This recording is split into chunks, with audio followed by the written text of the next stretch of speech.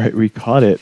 Welcome back to Skyward Sword HD. It took me a good amount of tries to start the episode with us catching the vines, but we made it.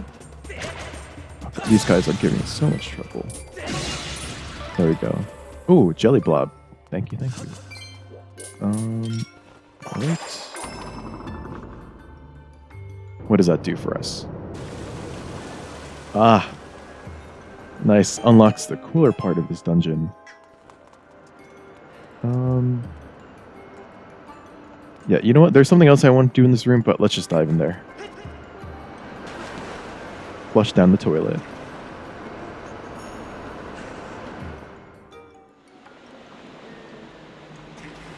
And listen to that music change. Now it's a little eerie. It's slowed down a bit. Oh, a lot of spiders here. Let's get out of the water.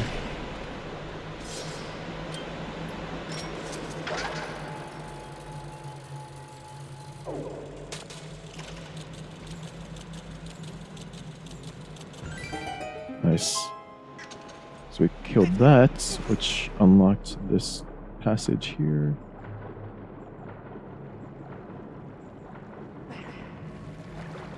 Alright. Now the issue is we need a key to unlock that door, but now that we have the whip, what we can do is get the key like that.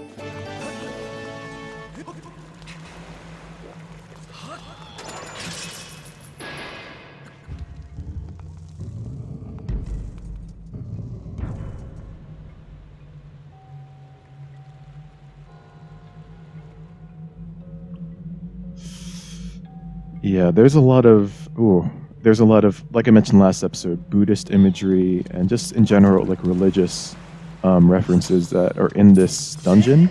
Come on, don't be like that, just die. And I'll point them out when appropriate.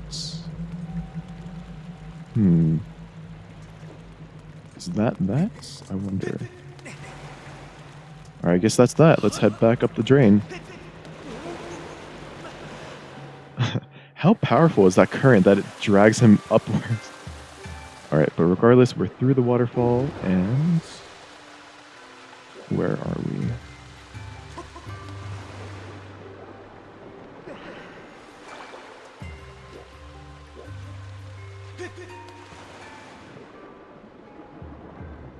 Let's come up here. Oh, I see. This was the place that we tried to access before, but couldn't. Nice.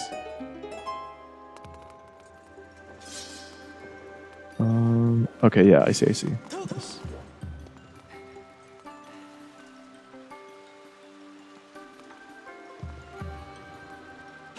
Trying to figure out what I need to do in this room. Let's come over here.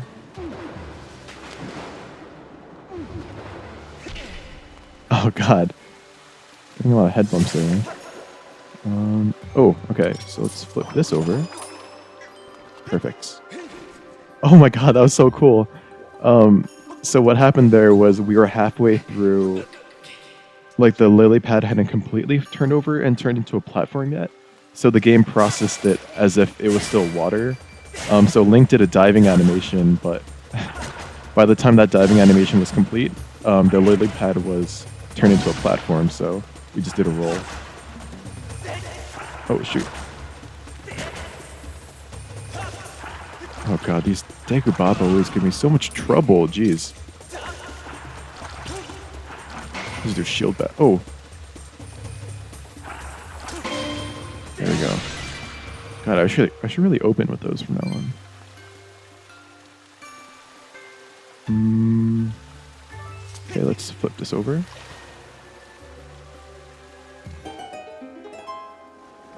What have we got here?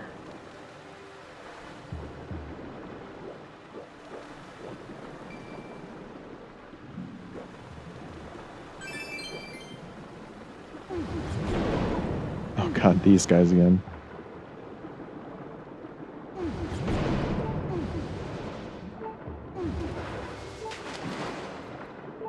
Another dolphin. Jump, there we go.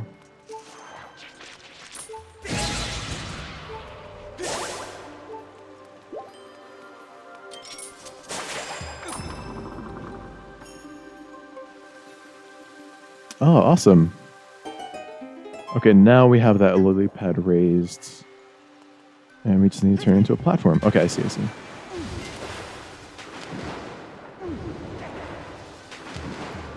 One more jump. Go. Again with that diving animation. There we go. Oh, wow. I am just... keep missing that jump for some reason. There we go. Oh, just narrowly dodged that spider.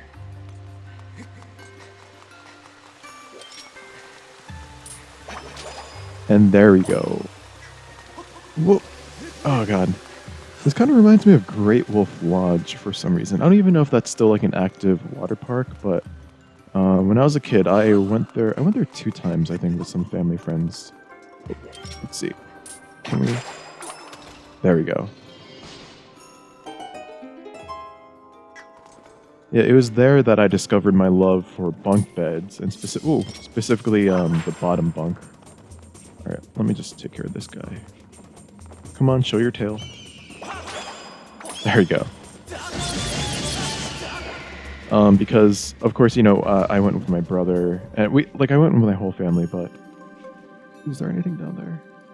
No, we're good. But we were in bunk beds, or at least the kids were. Can I catch that? I can. Interesting. Just drop down here. And that was the first time in my life that I've ever experienced bunk beds. And oh, there we go. First of all, I'm scared of heights, so the idea of being in the top bunk and accidentally rolling off to my death, as I thought as a child, was not really appealing to me. But I was a huge fan of the bottom bunk, not only because of that height fear, and just to interrupt, now that we hit that switch, the statue is moving down towards the bottom, and we can see that there's, like, it's a full statue, like there's toes and heads and everything. Yep, so that statue just basically went back into itself like a Matryoshka doll. Not exactly sure how it's pronounced. But yeah, I not only like the bottom bunk because, like I don't like heights, but also because you have like a little shelf. Oh wow, there we go. Yeah, you have like a nice little shelf where you can put all your stuff. I remember, I think I brought books with me back then, so I would read it and use like the little shelf that you have on the bottom bunk as like a little cranny. It was pretty nice. And there we go. Oh, no.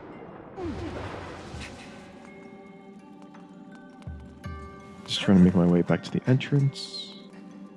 There we go.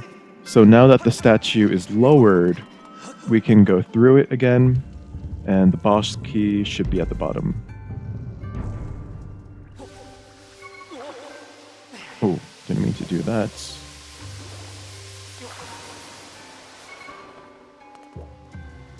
Should be just out here.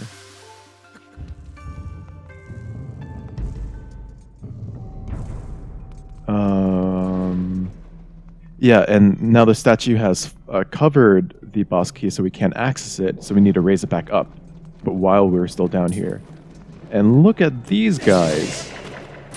These guys will not die, even if you fatal blow them. Oh, actually they will. What? Oh, I guess I guess they're just zombies in the purest sense then. So they can still be killed, but they take a lot more hits than a normal bokoblin. But what's interesting is, so this is essentially hell, going back to the religious imagery that I was talking about before.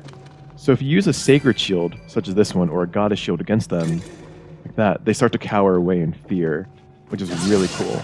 It's a really nice detail that the developers added.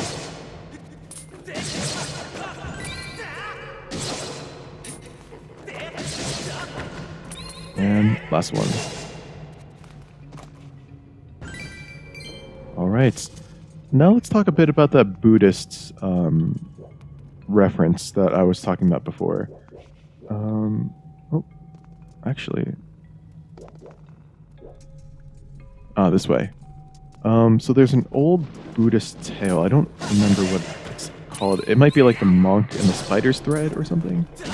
But essentially the story is there's a Buddhist monk who is walking down one day, and he comes across a hole in the ground, and through that crack he can see into hell. And he sees like all these sinners, and they're all miserable because they're in hell. But he takes pity on one of them in particular, because that one person, even though he did terrible things throughout his life, he did one act of relative goodness, which was he was about to step on a spider and kill it, but he didn't. So he spared the spider, essentially. And the monk kind of took pity on that. And so he gave this person... Ooh, I gotta get out of here. That bomb's gonna go off. He gave that person a chance. Just because he saw that there was some goodness in him. Oh god. So what he did was he lowered a spider's thread into hell, just for that one person to climb. Oh, you're not going to be able to time this properly. I'm just going to keep trying.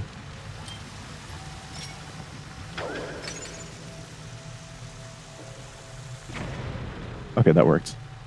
So he dropped a spider's thread into hell, meant for that one sinner who spared a spider in his past life to climb.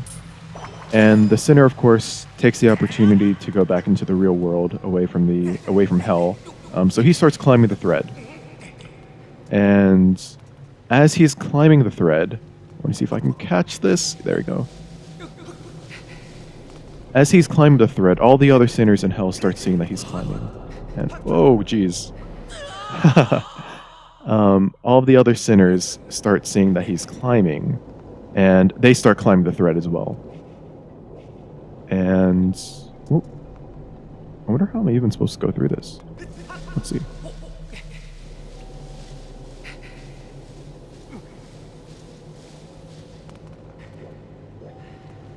Okay. And so yeah, all the other sinners are climbing the thread along with him, and the thread is very thin. It's a spider's thread, so it's meant to hold a spider. So it can't hold a human, let alone a bunch of humans. So as all the sinners are climbing the thread with him, the one man gets kind of... The one sinner gets very angry at them, and he starts yelling at them to get off the thread because it's his, and it's his opportunity. And he starts... This part might not be true, but he either starts kicking them off the thread, or the thread starts shaking with the weight of everyone else. And of course, everyone falls, the thread snaps, and they all return to heaven. Or they all return to hell, excuse me. Whoa. A lot of narrow jumps here. But essentially... I'm actually not entirely sure... I'm not entirely sure what the lesson was supposed to be there. I'm trying to think. I suppose it's like... I don't think it's... well, actually, maybe. I was going to say, I think it might be something like... this is an oversimplification, of course, but it might be something like sharing is caring. Because, like, maybe the guy should have offered them the chance to also climb the thread with him instead of trying to kick them off. But, yeah. Now, the reason why that is relevant is we can see this thread right here. So, on top of a pile of bones. Great. Before we climb it, let's just hit this. So we can unlock a shortcut to get back up here later. Alright, and let's begin our descent back into heaven.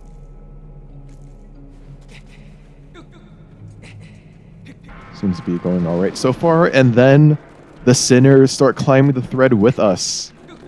Come on, just keep going into the light, Link. Shake them off.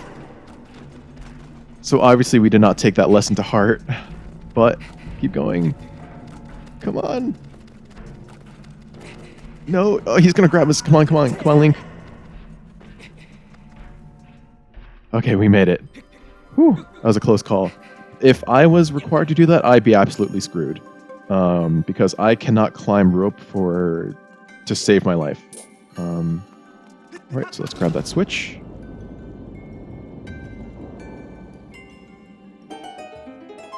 Awesome. Now our big problem is we need to raise the statue again because, remember, the feet are blocking the boss key. So if we raise the statue and descend back down, then we should be able to snag the boss key. But we'll do that in the next episode. So until then, thanks so much for watching, and I'll see you then.